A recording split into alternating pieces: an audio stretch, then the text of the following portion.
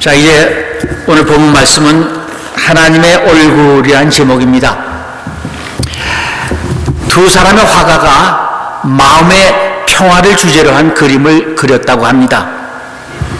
한 사람의 화가는 깊은 산골짜기에서 은빛으로 빛나는 잔잔한 호수를 그렸습니다. 그리고 한 화가는 천둥 같은 큰 소리가 떨어지는 폭포 옆에 서 있는 한 그루 자작나무 가지 위에 앉아있는 물보라를 맞으면서 앉아있는 한 마리의 물새를 그렸다고 합니다. 자, 그렇다면 여러분은 이 두 그림 중에서 어느 그림이 더 평화를 잘 표현했다고 생각을 하십니까? 잔잔한 호수입니까? 아니면은 물보라를 맞으면서 앉아있는 울새 한 마리를 그린 그림이라고 생각하십니까? 여러분, 인간의 불행이 여러분 무엇이라고 생각하십니까? 그것은 바로 행복이 무엇인지 모르면서 그것을 찾는 데 있다고 생각을 합니다. 행복이 무엇인지, 복이 무엇인지, 기쁨이 무엇인지 모르면서 막연히 그것을 추구하면서 온 생을 바치는 그런 사람들이 우리 주위에는 의외로 많이 있습니다. 바로 여기에 불행의 원인이 있습니다. 결국 인간은 일생을 통하여 성공과 실패 그리고 고난과 역경의 숱한 곡절을 겪으면서 진정한 복이 무엇인지를 알고 배워 나가게 되는 것입니다. 그렇다면 여러분은 이 복이라는 것을 무엇이라고 정의하십니까? 복이 무엇이냐? 어떤 것을 복이라고 생각하면서 살아가시고 있습니까? 우리는 이 점을 분명히 알아야 합니다. 복이란 행복을 얻는 것이 아니라 행복이 무엇인지를 깨달아가는 것입니다. 우리는 진정되게 유익한 것이 무엇인지를 미처 깨닫지 못할 때가 많습니다. 다만 시간 하루하루 경험하며 깨달으며 공부하면서 정말로 내게 유익한 것이 무엇인지를 우리는 배워 나가고 있습니다. 나아가 우리는 행복의 길이 어디 있는지, 어떻게 해야 어떤 길로 가야 행복을 얻을 수 있는지를 배우며 깨달으며 맡겨진 생을 살아갑니다. 그런데 우리 주위에는 복이 무엇인지 행복이 무엇인지 모르는 채 살다가 그대로 죽어가는 그런 사람들이 많이 있습니다. 그리고 안타깝게도 그렇지, 이것이 복이었구나, 이것이 진정한 행복이었구나라고 깨달았을 때는 이미 불행하게도 이제는 남겨진 삶이 얼마 남지 않았습니다라고 고백하는 그런 사람들을 보게 됩니다. 여러분, 정말 이렇게 살다가 끝나는 것이 우리의 인생입니까? 그렇다면 이건 너무나 허무하지 않습니까? 복이 무엇인지 행복이 무엇인지 모른 채 동물적 본능으로 살다가 죽는 그런 사람들, 그리고 그것을 깨닫을 때는 이미 남은 시간이 얼마 남지 않았습니다. 이제 의사로부터 시한부의 선고를 받았습니다. 어떤 사람은 이제 나이가 많아 주어진 삶이 얼마 남지 않았습니다. 이제 후회한들 아무런 소용이 없는 현실입니다. 여러분, 이 시간 우리는 인생에 있어서 과연 진정한 복이 무엇인지, 진정한 행복이 무엇인지를 오늘 본문을 통해서 배워보려고 합니다. 여러분, 오늘 본문에 나오는 야곱이라는 사람을 우리는 너무나 잘 알고 있죠. 그의 일생은 축복을 받고자, 축복을 쟁취하고자 목숨을 걸고 인생을 투쟁하고 살아온 그러한 인생이었습니다. 아무도 복을 추구하는 데 야곱처럼 철저하게 수단과 방법을 가리지 않고 피나는 노력을 했던 사람은 없을 것이라고 저는 생각합니다.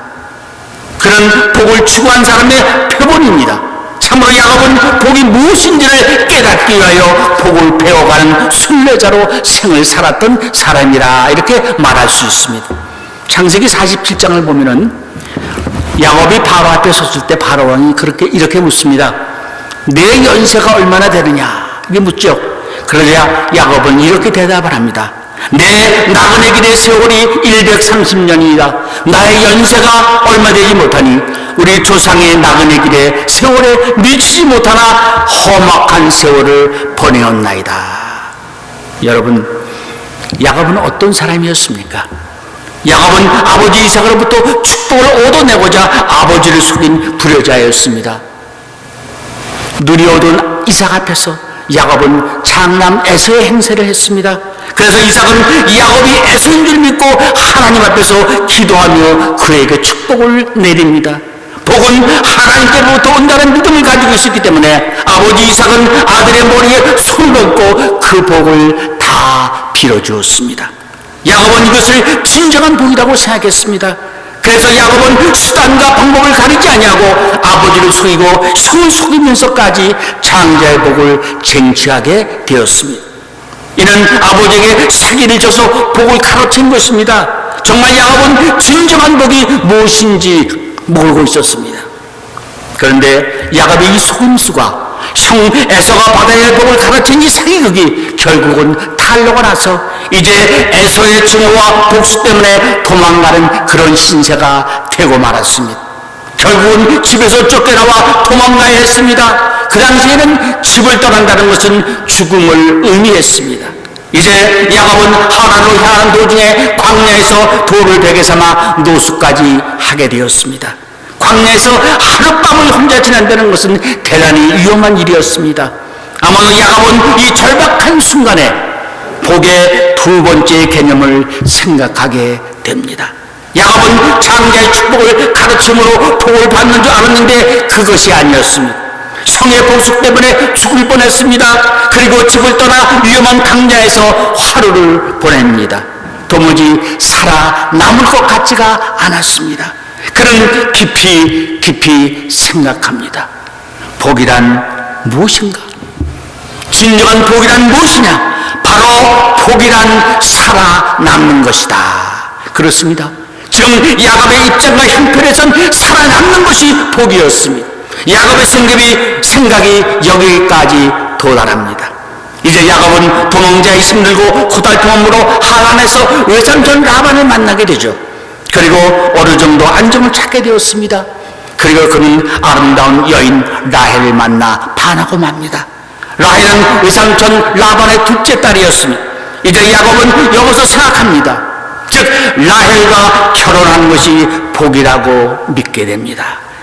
그래야 요새 말로 환상적인 연애를 합니다. 즉 라헬을 아내로 취하고자 라반 밑에서 7년을 봉사합니다. 그러나 7년째 되는 날에 그가 아내로 빠진 것은 라헬이 아니라 그녀의 언니 레아였습니다. 그리고 그는 다시 라헬을 위하여 라반 밑에서 7년을 더 봉사합니다.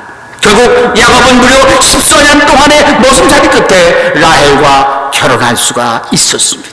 정말 7년의 세월은 짧은 것이 아니었습니다. 그러나 그는 연애한 까닭에 7년을 수일같이 여겼다고 성경에 기록하고 있습니다.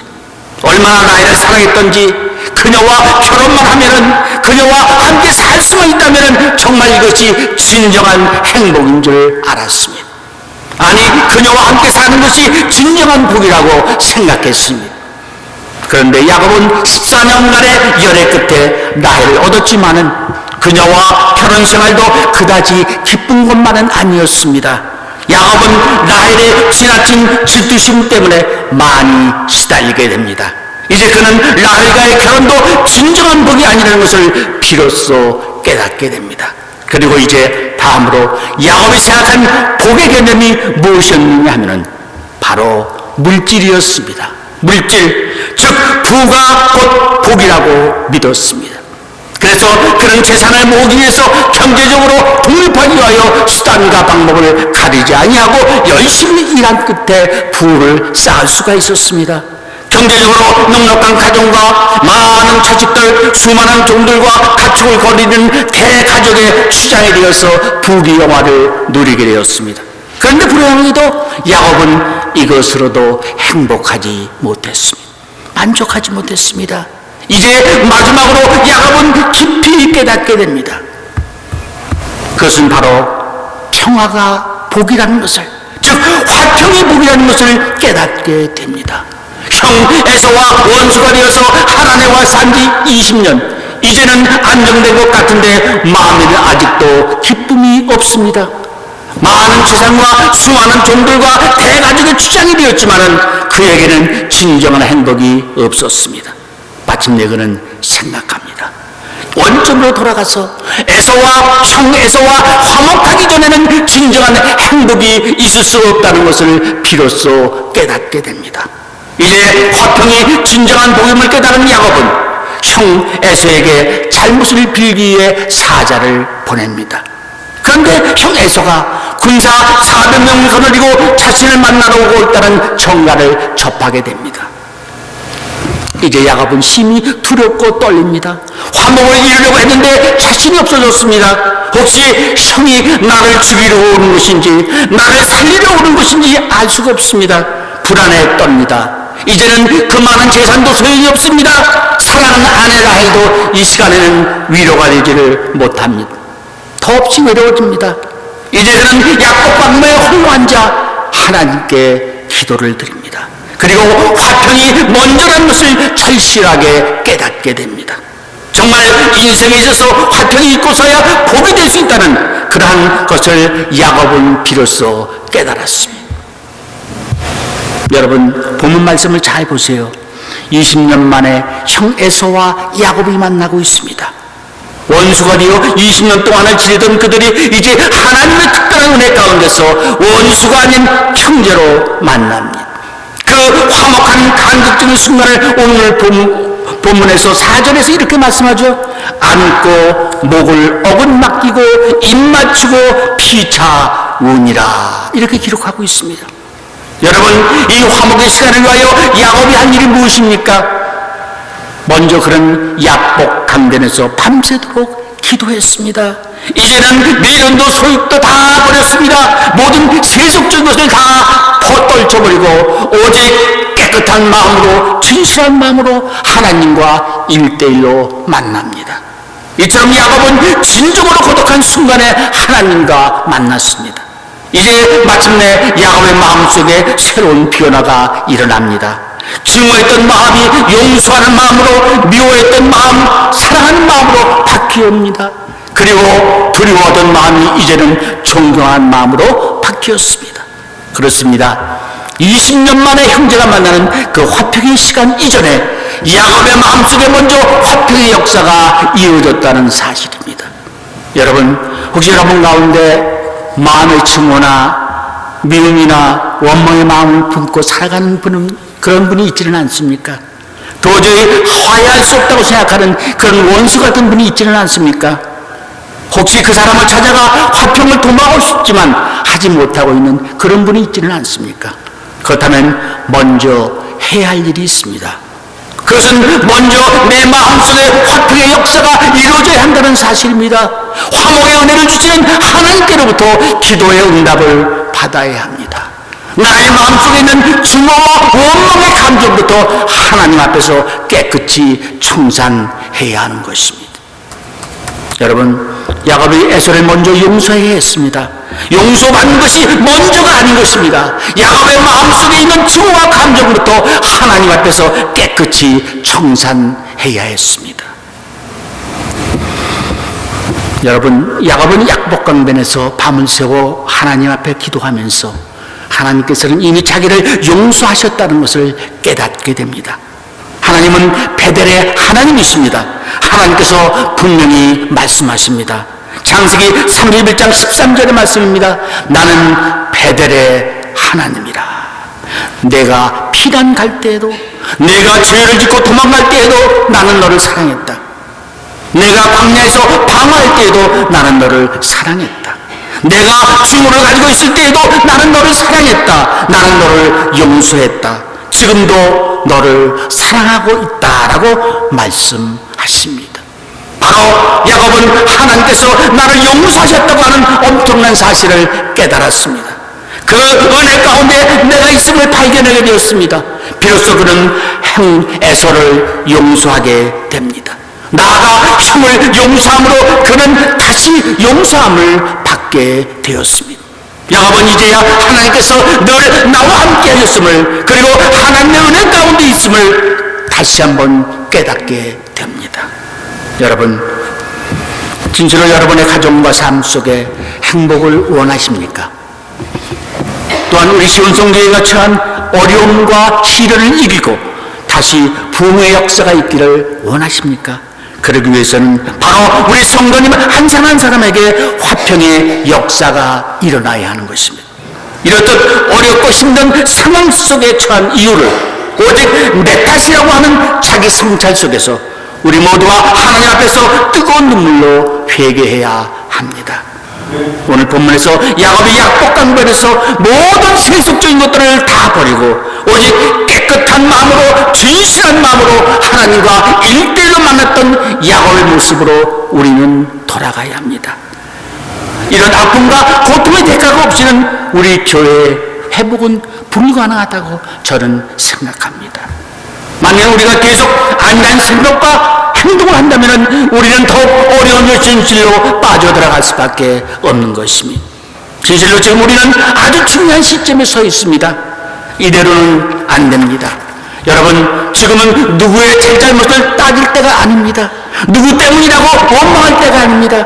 오직 위기에 처한 야곱처럼 우리 모두는 철저하게 자신을 비우고 하나님과 일대일로 만나는 회개하며 기도하는 그러한 때가 되었습니다. 창세기 32장 24절 이하에 보면 야곱이 밤새도록 천사와 시를 맺지만은 야곱을 이기지 못함으로 천사가 야곱의 한도뼈를 치매 위골이 되는데도 그는 끝까지 천사를 붙들고 내게 축복하지 아니하면 가게 하지 아니하겠다라고 하는 끈질기게 강구함으로 내가 하나님과 더불어 겨누어 이겼다고 하면서 축복해 주었다고 성경은 기록하고 있습니다. 여러분, 지금 우리 모두는 야곱의 심정으로 돌아가야 합니다. 절박하고 진실한 모습으로 주님 앞에 서서 정말 생명을 내걸고 기도할 수 있어야 합니다. 아니, 우리 하나님께서 그것을 바라고 계십니다.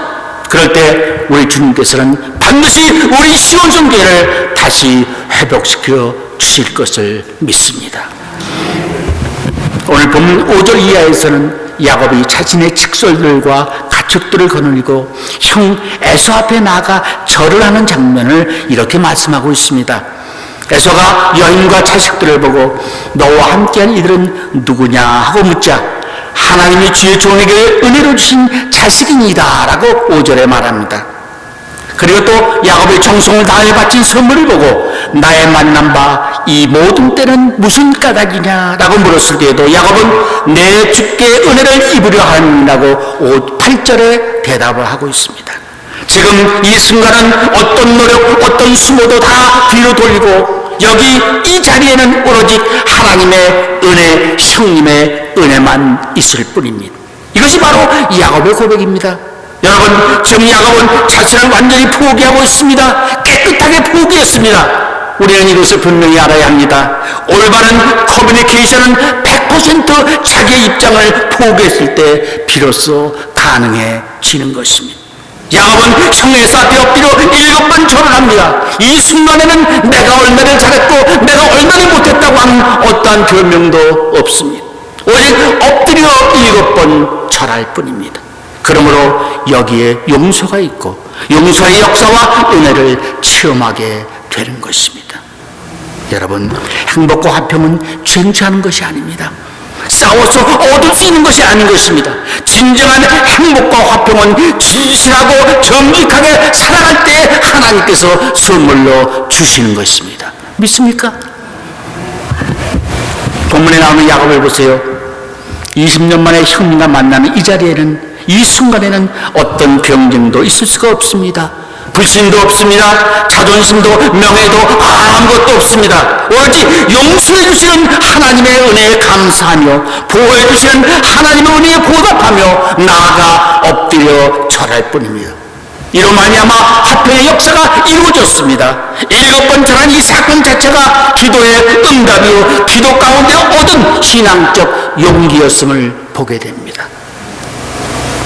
여러분, 이 사실 앞에 모나고 강팍했던 형 에서의 마음도 녹아집니다. 이제 형 에서가 형제가 서로 끌어안고 입을 맞추고 감격의 눈물을 흘립니다. 형 에서의 얼굴을 마주하고 감격한 야곱은 10절에서 이렇게 고백하지 않습니까? 내가 형님의 얼굴을 배운 즉 하나님의 얼굴을 배운 것 같사오며. 사실 형 에서라는 이름은 히브리어 에돔에서 다운말로 불다라는 뜻을 가지고 있습니다. 불다. 에서의 피부가 불구스러움해서 에서라고 이름을 지었다고 합니다. 또한 창세기에 나타난 대로 본래 얼굴에 털이 많았다고 합니다. 얼마나 털이 많았던지 마치 염소 가죽과 혼동할 정도였습니다.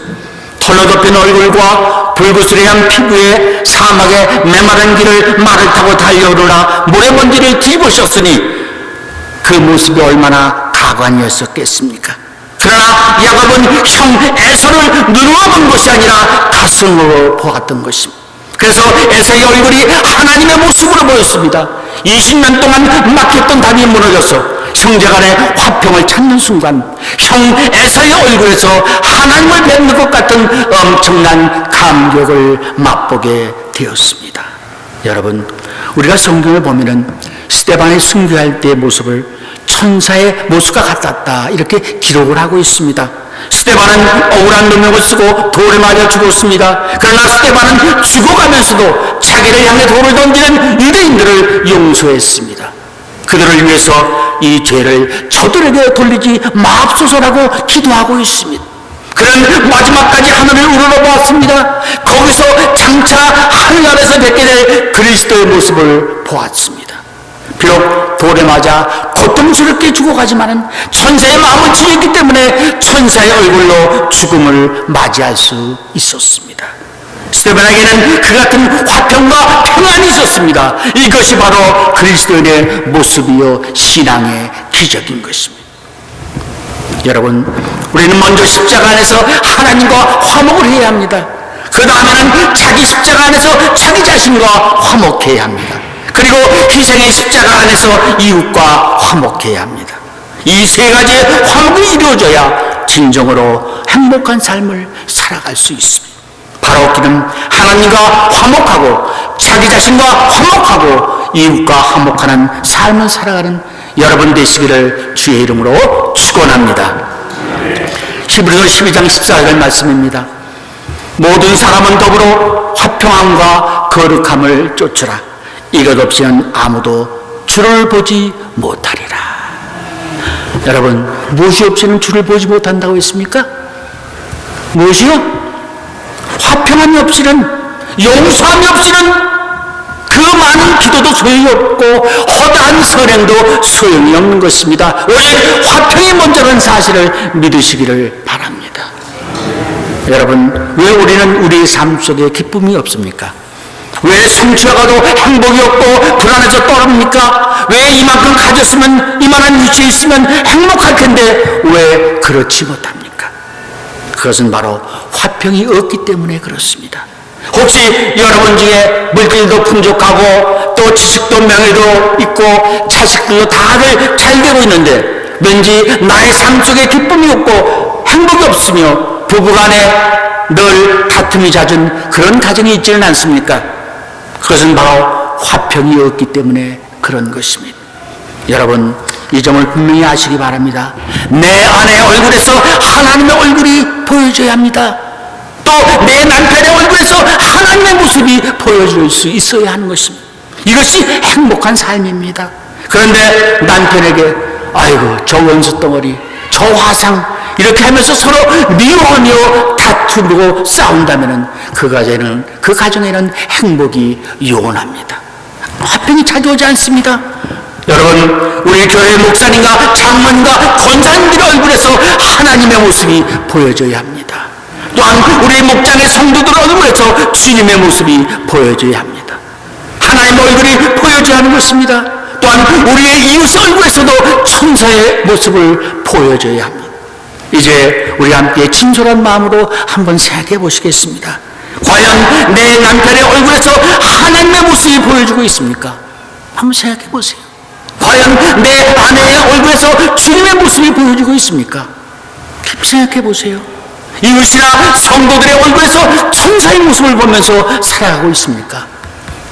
또한 나의 얼굴에서 천사의 모습과 향기가 있을 때 내 가정과 우리의 교회는 화목하고 행복한 삶을 살아갈 수가 있는 것입니다. 여러분, 예수께서 말씀하시죠. 마음이 청결한 자는 복이 있나니 저희가 하나님을 볼 것이며 화평케 하는 자는 복이 있나니 저희가 하나님의 아들이라 일컬음을 받을 것이요. 마태복음 5장 8절과 9절에 말씀하고 있습니다.